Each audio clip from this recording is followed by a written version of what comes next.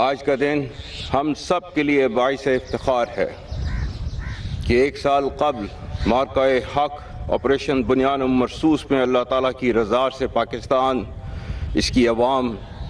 اور افواج پاکستان کو ایک بے مثال کامیابی ملی۔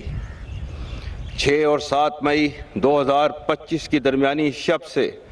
10 مئی تک دشمن نے پاکستان کی خود مختاری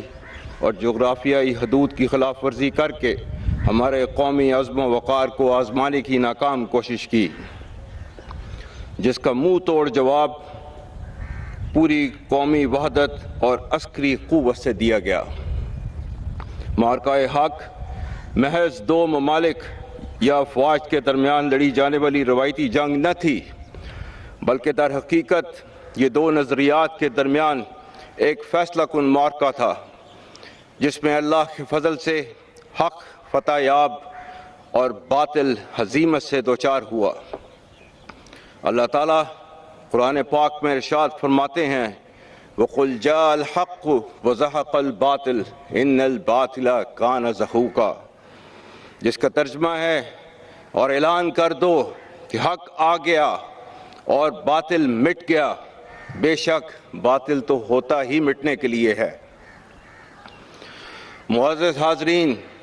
مئی 2025 کا معرکہ کوئی اچانک پیش آنے والا واقعہ نہ تھا، بلکہ ہندوستان کے جعلی اور غاصبانہ ہتھ کنڈوں کے وسیع تر رجحان کا حصہ تھا۔ 2001، 2008، 2016 اور 2019 کے نام نہاد واقعات یعنی فالس فلیگ آپریشنز اس بات کی دلیل ہیں کہ ہندوستان ماضی میں بھی الزام تراشی، مبالغہ آرائی، جنگی جنون اور محدود جاہلیت کے گمراہ کن تصور کے ذریعے پاکستان پر ناجائز جنگ مسلط کرنے اور طاقت کے زوم میں تنگ نظر اور قلیل مدتی سیاسی و عسکری مقاصد حاصل کرنے کی ناکام کوشش کرتا رہا ہے۔ الحمدللہ ہر بار پاکستان نے دشمن کے غلط اندازوں کو نہ صرف بے نقاب کیا، بلکہ اسے ہر بار شکست فاش سے دوچار کیا۔ اس جنگ میں بھی ہندوستان ایک بار پھر اپنی فرسودہ سوچ اور خود فریبی کا شکار ہوا۔ قوم کی امنگوں کے عین مطابق اس بار جواب معرکہ حق آپریشن بنیان مرصوص کی صورت میں دیا گیا، جس کا مقصد دشمن کی اس روش کو ہمیشہ کے لیے بے نقاب اور ناکام کرنا تھا، جس کے تحت وہ اپنی داخلی ناکامیوں سے توجہ ہٹانے کے لیے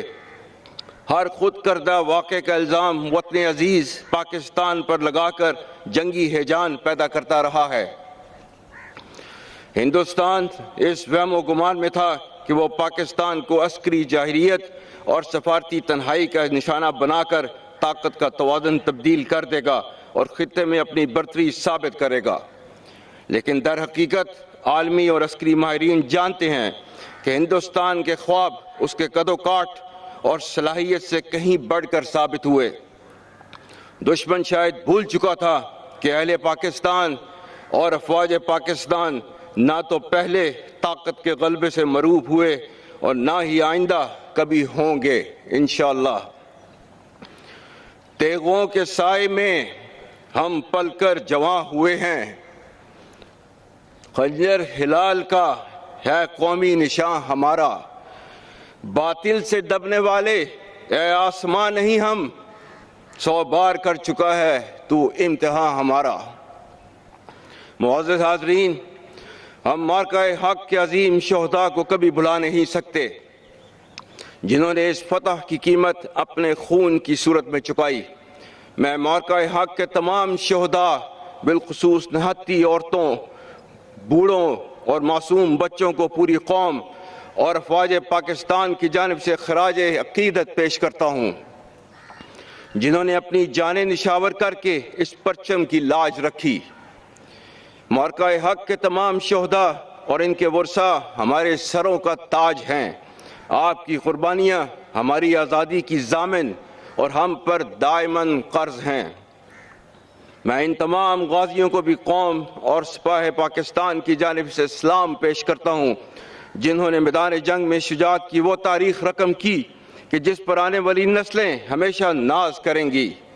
ہم اپنے شہداء کی قربانی کو امانت، اپنی طاقت کو ذمہ داری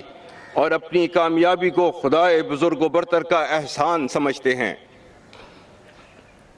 خواتین و حضرات، میں اس موقع پر خصوصاً صدر اور وزیر اعظم پاکستان، وفاقی کابینہ، قومی اور صوبائی سیاسی قیادت اور تمام تر سیاسی جماعتوں کا خاص طور پر مشکور ہوں، جن کی لازوال سیاسی بصیرت، دور اندیشی، رہنمائی اور عزم و استقامت سے پاکستان کو یہ واضح نصیب ہوئی۔ الحمدللہ قومی قیادت، تمام حکومتی اداروں اور پاکستانی قوم نے ایک اکائی کے طور پر یہ پیغام دیا کہ ملکی خود مختاری، سرحدی سالمیت اور قومی عزت و وقار پر کوئی سمجھوتہ قابل قبول نہیں۔ پاکستان کی سیاسی قیادت اور متحرک سفارتی نمائندوں نے پاکستان کے واضح موقف کو دنیا کے اعلیٰ ایوانوں میں پہنچا کر عالمی محاذ پر بھی کامیابی حاصل کی۔ اسی طرح پاکستانی میڈیا، صحافی برادری اور خاص کر ہمارے نوجوانوں نے جس طرح دشمن کے پروپیگنڈا، سائبر وارفیئر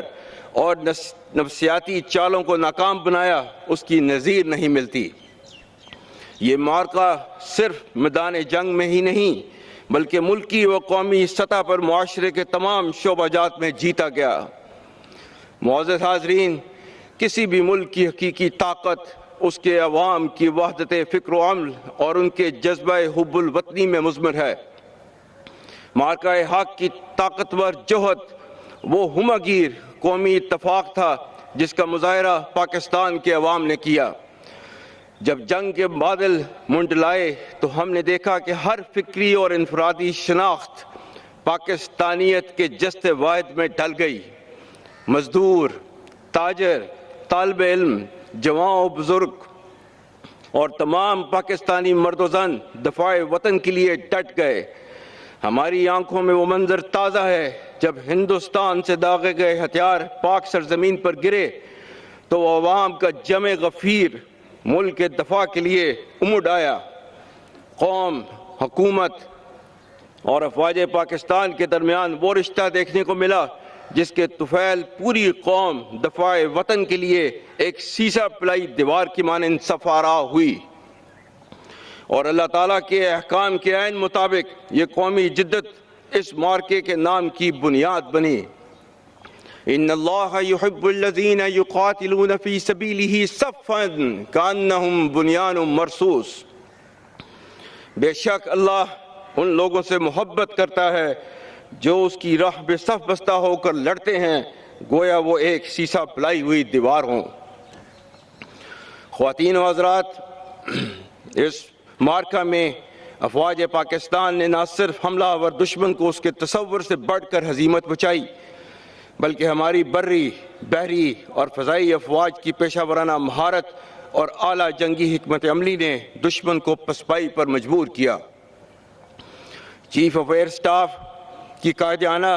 سربراہی میں دشمن کی عددی لحاظ سے بڑی فضائیہ کا غرور خاک میں ملانے میں ہمارے شیر دل شاہینوں نے دور حاضر کی سب سے طویل اور نتیجہ خیز فضائی جنگ کی منفرد مثال قائم کی۔